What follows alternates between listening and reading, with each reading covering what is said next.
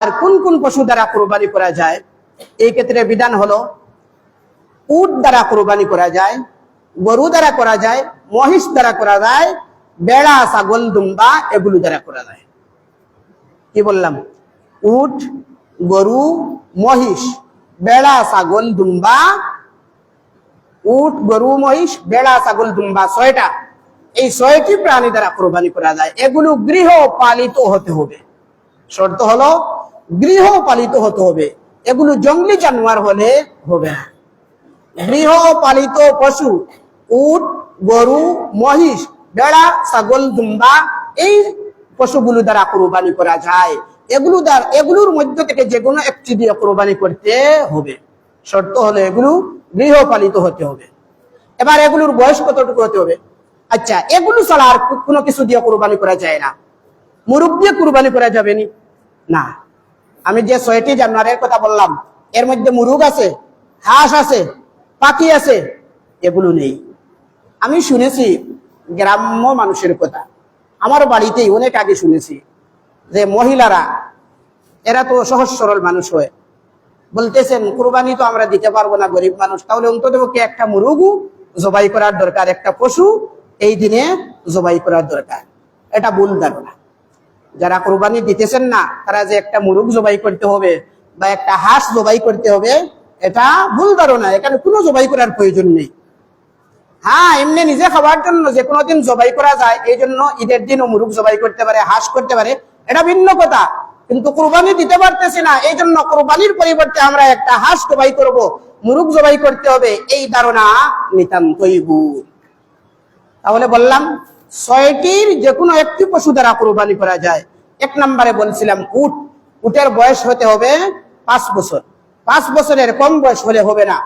গরু, মহিষ, তার বয়স হতে হবে 2 বছর বা তার চেয়ে বেশি। 2 বছরের একদিন কম হলেও এই ধরনের পশু দিয়ে কুরবানি হবে না। বেড়া, ছাগল, দুম্বা এগুলোর বয়স হতে হবে 1 বছর। 1 বছরের কম হলে কুরবানি হবে না। অবশ্য বেড়ার কথা আছে কিতাবের মধ্যে, যদি 6 মাসের বেড়া দেখতে হৃষ্টপুষ্ট হয়, 1 বছরের ছাগলের মতো মোটা মনে হয়, তাহলে তা দ্বারা কুরবানি করা যাবে, একটা কথা আছে কিতাবের মধ্যে। সহজ হিসাব হলো উটের বয়স হতে হবে 5 বছর বা তার চেয়ে বেশি। গরু আর মহিষের বয়স হতে হবে 2 বছর বা তার চেয়ে বেশি। ছাগল, বেড়া, দুম্বা এগুলোর বয়স হতে হবে 1 বছর বা তার চেয়ে বেশি। এবার এই ক্ষেত্রে মানুষে যাচাই বাছাই করেন বয়স কিভাবে? যে গরু বা মহিষ বা ছাগলের দাঁত উঠছে কিনা, এর দ্বারা বয়স চিহ্নিত করেন কিনা? দাঁত দ্বারা বয়স চিহ্নিত করেন। হ্যাঁ, এটা করতে পারেন, তবে দাঁত উঠা জরুরি নয়। অনেক ছাগল আছে বয়স 1 বছর হয়ে গেছে, দাঁত উঠে নাই, তা দ্বারা কুরবানি হবে বয়স যদি 1 বছর হয়ে যায়। গরু, মহিষ 2 বছর হয়ে গেছে, দাঁত উঠে নাই। উট 5 বছর হয়ে গেছে, দাঁত উঠে নাই, কুরবানি হবে। তবে নির্ভরযোগ্য ব্যক্তি বলতে হবে যে হ্যাঁ, দাঁত উঠে নাই, তবে আমার এই ছাগলটার বয়স 1 বছর হয়ে গেছে, আমার এই গরু মহিষের বয়স 2 বছর হয়ে গেছে, আমার এই উটের বয়স 5 বছর হয়ে গেছে। নির্ভরযোগ্য ব্যক্তি বলতে হবে। এই জন্য মালিকের কথা এখানে বিশ্বাস করা যায়। তাকে আপনি একটু শক্ত করে বলবেন, যে আপনি দৃঢ় করে বলেন, আল্লাহকে হাজির নাজির করে বলেন, দাঁত তো এখনো গজাইছে না, উঠছে না, কিন্তু এটার বয়স 1 বছর হয়ে গেছে, ছাগলের, গরু বা মহিষের 2 বছর হয়ে গেছে। আল্লাহকে হাজির নাজির করে আপনি সঠিক কথা বলেন, আপনার উপর বিশ্বাস করে এই পশু দ্বারা আমি কুরবানি করব। এক্ষেত্রে মালিকের কথা বিশ্বাস করা যায়, যেহেতু মালিক মুসলমান। তাহলে আমরা কোন কোন পশু দ্বারা কুরবানি করা যায় জানলাম। প্রথমে জানলাম কাদের উপরে কুরবানি ওয়াজিব। 2 নম্বরে জানলাম কোন কোন পশু দ্বারা কুরবানি করা যায়।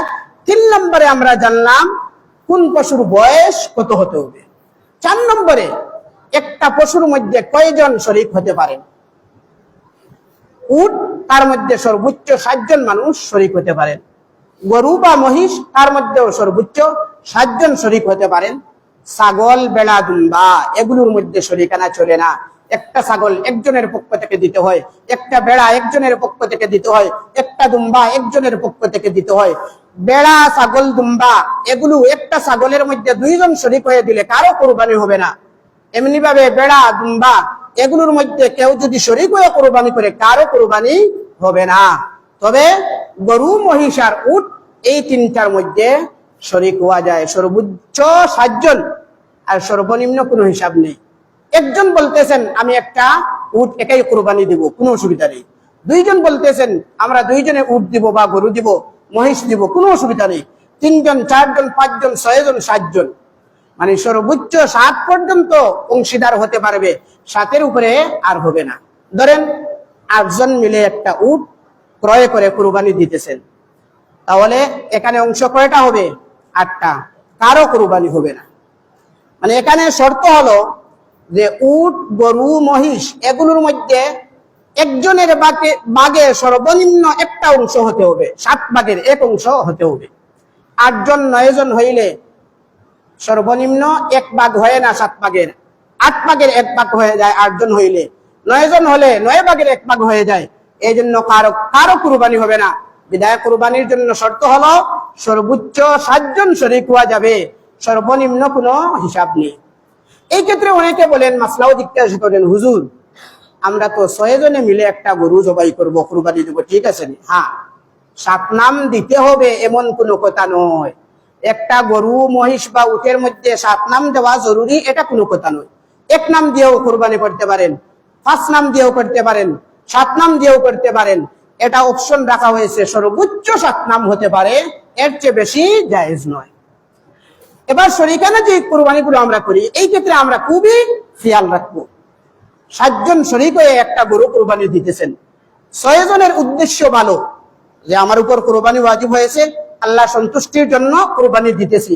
আর একজনে বলতেছি আরে কুরবানি দেই না, না দিলে মাংস তো পাবো না, গোশত খাবো কোথায় থেকে?